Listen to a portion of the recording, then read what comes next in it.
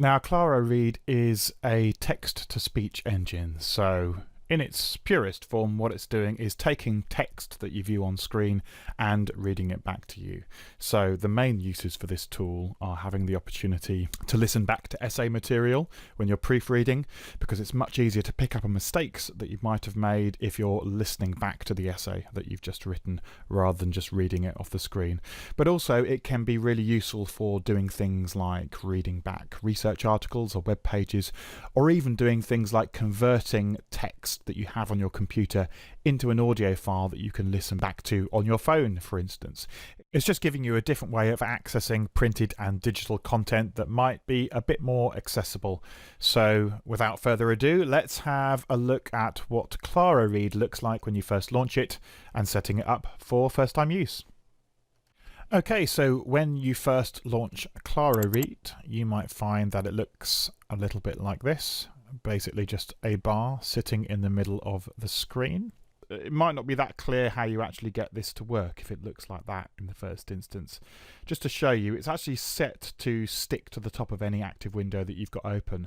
So if I go ahead and open up the mind map, which is my notes for this video series that I'm making right now, then we'll see that it's actually stuck itself to the top of the software program that I have open full screen. Now, if you're happy with that, that's great. Otherwise, there are a few things you can do to customize the way it's actually going to load. My preference is to go into Settings, to go into View, and actually to untick this box that says Lock Toolbar to Active Window. Now, what that does is it gives you a bar that you can drag around on the screen and put wherever you want.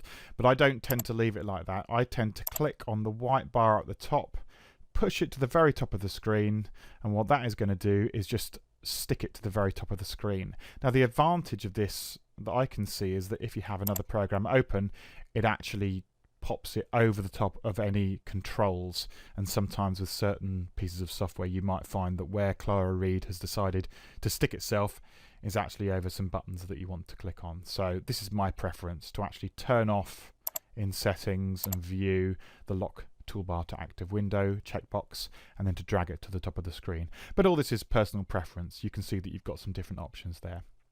The main thing that I want to have a look at in this video is just how you get it set up with a voice that you like the sound of in the first instance. So we're in Settings still at the moment.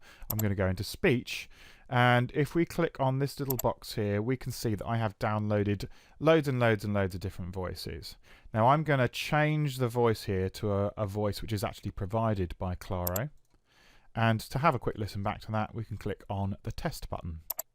This is a test of the current voice.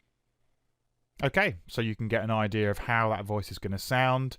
If you're not too keen on that, you can choose a different one. Let's choose Lee, who has an Australian accent.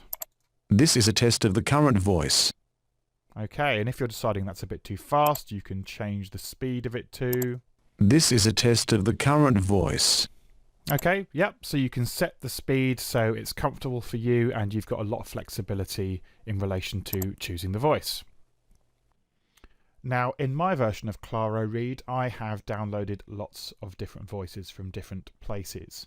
Your version of Claroread might look a bit different. You might find that there's not many voices in this list, and generally the Microsoft ones that tend to be built into PCs are not great. So if you find that you have a much shorter list of voices available to you when you open Claroread, remember you can go down to the very, very bottom of the screen here and you can click on Get More Claro Voices. Now what this should do is actually close Claroread, but then open up this window which will allow you to choose from a huge list of different voices to download.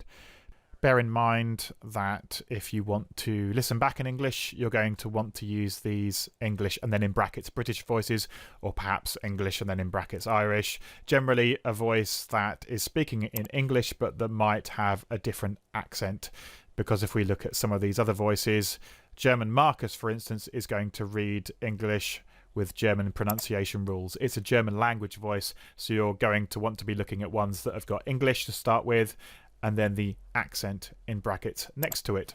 And you can literally just tick on the voice that you want to download and click on Install.